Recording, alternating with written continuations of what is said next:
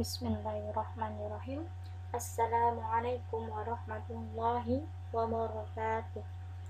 Alhamdulillahi rabbil alamin. Wa bihi nasta'in wala umuri dunya waddin. Wassalatu wassalamu ala asyrafil anbiya'i wal mursalin wa ala alihi wa ashabihi ajma'in, amma ba'd. Alhamdulillah, pada hari ini kita berjumpa pada pembelajaran daring atau pembelajaran online setelah kemarin kita libur semester genap. Ahlan wa sahlan anak-anak, kita akhirnya masuk ke semester ganjil di tahun ajaran 2020-2021 dan kalian sudah menginjak kelas 9 SMP ya. Semoga tetap semangat belajarnya karena sebentar lagi kalian akan lulus. Oke. Hari ini kita belajar mata pelajaran pendidikan agama Islam. Masuk bab 1 yaitu meyakini hari akhir, mengakhiri kebiasaan buruk. Nah, tentunya judul ini punya maksud tersendiri ya. Artinya apa? Meyakini hari akhir.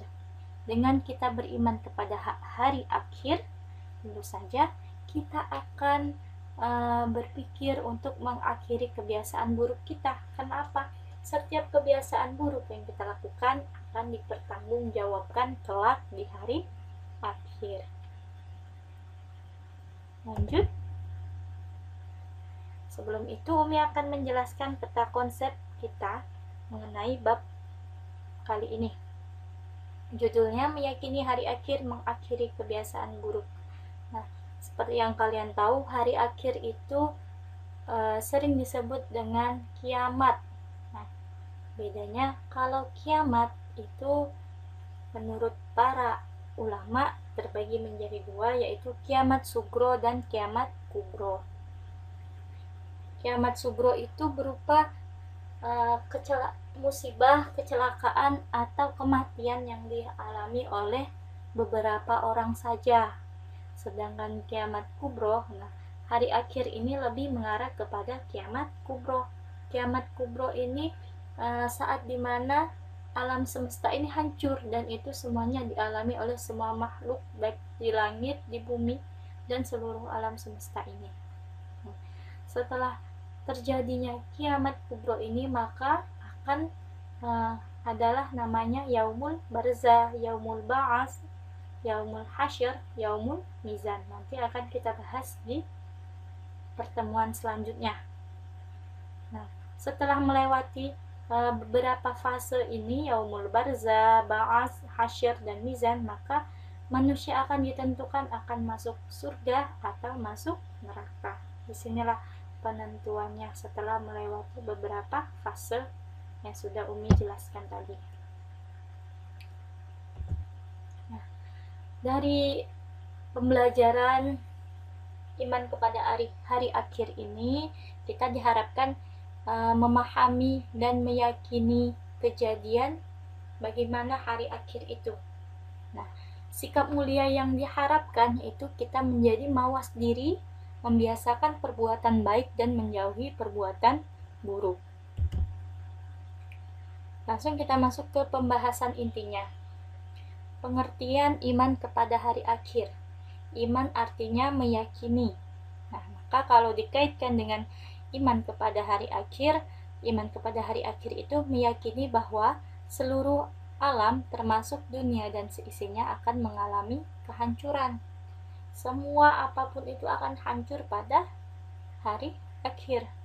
Sebagaimana Allah berfirman dalam Quran surat Al-Hajj nomor suratnya 22 ayat 7 yang mengatakan bahwa dan sungguh hari kiamat itu pasti datang, tidak ada keraguan padanya, dan sungguh Allah akan membangkitkan siapapun yang ada di dalam kubur.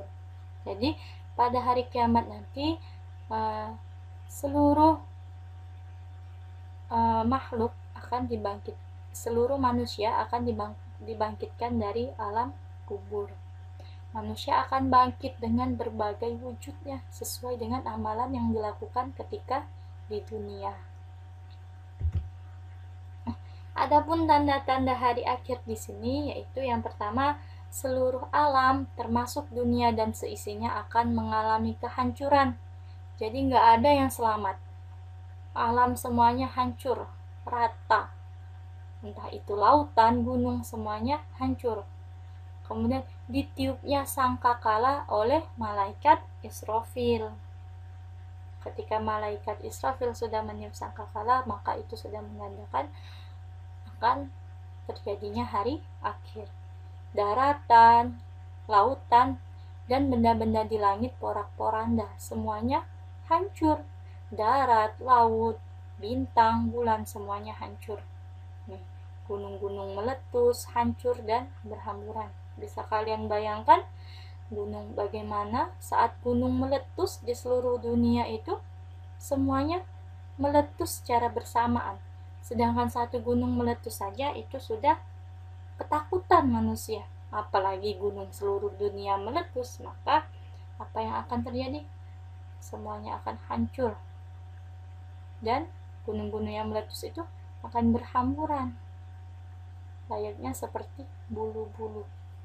Kemudian lautan meluap dan menumpahkan seluruh isinya. Nah, laut, kalian pernah lihat tsunami?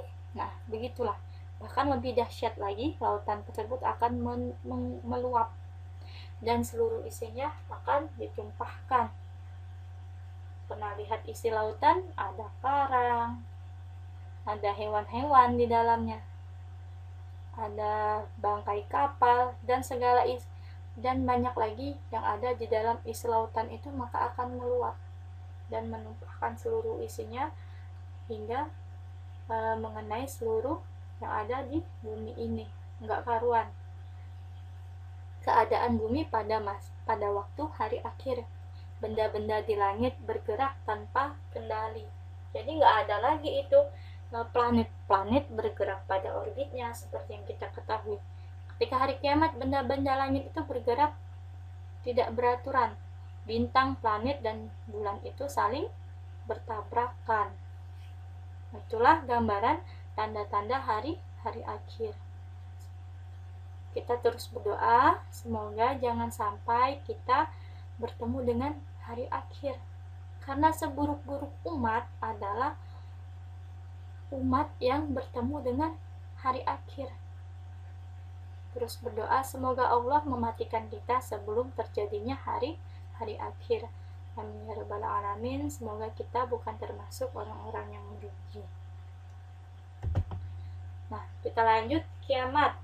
Nah, berdasarkan pendapat ulama bahwasanya kiamat terbagi menjadi dua, seperti yang sudah Umi jelaskan tadi, yaitu kiamat sugro atau kiamat kecil. Terjadinya kematian yang menimpa sebagian umat manusia, misalnya matinya seseorang karena sakit, kecelakaan, musibah, tsunami, banjir, tanah longsor, dan sebagainya. Kemudian yang kedua, kiamat kubro atau kiamat besar. Nah, tadi kiamat besar itu tadi lebih mengarah kepada hari akhir. Terjadinya kematian dan kehancuran yang menimpa seluruh alam semesta. Kiamat kubro dialami oleh seluruh makhluk hidup di jagat raya tanpa terkecuali. Jadi tidak ada yang selamat ketika kiamat kubro ini, kecuali pada makhluk yang Allah kehendaki, ya. Nih gambaran kejadian kiamat kubro.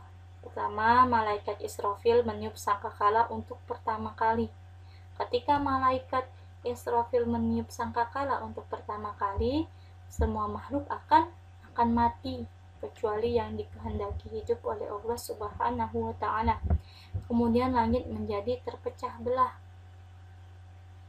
Matahari digulung, bintang-bintang berjatuhan, lautan meluap dan menjadi panas, gunung-gunung seperti bulu yang berhamburan, dan manusia seperti anai-anai berterbangan.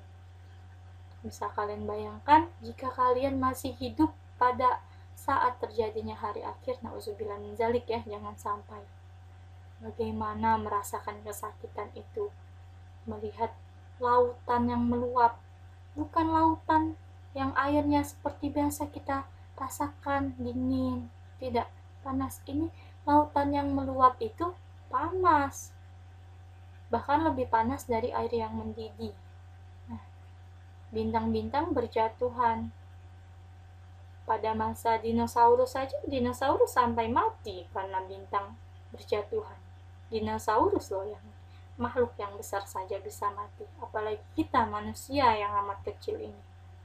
Maka kita terus berdoa, jangan sampai kita bertemu dengan hari akhir ini. Kita terus berdoa, ya Allah, matikanlah hamba sebelum terjadinya hari akhir ini. Ya, na'udzubillah min dzalik, jangan sampai kita bertemu dengan hari akhir. Nah, itulah penjelasan dari Umi. Semoga dengan belajar tentang ini maka semakin meningkatkan keimanan kita untuk terus beribadah, meningkatkan keimanan, beramal sholih, berbakti kepada orang tua, karena setiap apapun yang kita lakukan itu akan dipertanggungjawabkan kelak. Itu saja dari Umi. Kita akan lanjut mengenai pembahasan selanjutnya di pertemuan kedua, ya. Tugas dari Umi silakan kalian catat dan difotokan ya di Google Classroom. Itu saja dari Umi. Umi tutup. Wassalamualaikum warahmatullahi wabarakatuh. Ila liqa.